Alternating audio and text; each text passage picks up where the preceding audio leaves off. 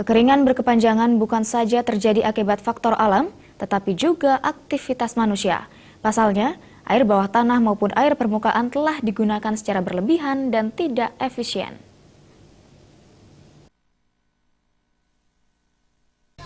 Kekeringan kini melanda hampir seluruh wilayah Indonesia termasuk Bali. Pengamat pertanian Tuti Kusuma Wardani yang juga mantan Ketua Komisi 2 DPRD Bali mengatakan, kekeringan yang terjadi saat ini di Indonesia maupun Bali pada khususnya merupakan tanggung jawab seluruh anggota masyarakat dan pemerintah. Sumber air seperti air bawah tanah dan air permukaan tidak digunakan secara bijaksana. Masih banyak anggota masyarakat maupun usaha yang menggunakan air permukaan seperti PDAM maupun air bawah tanah secara berlebihan.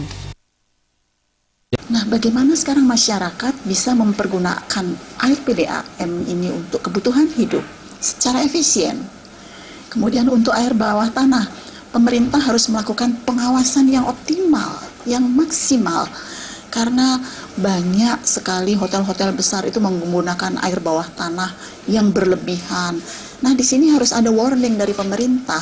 Karena ini lama-kelamaan akan menyebabkan struktur tanah rusak kan. Jadi inilah akibat-akibat kekeringan seperti ini jadinya.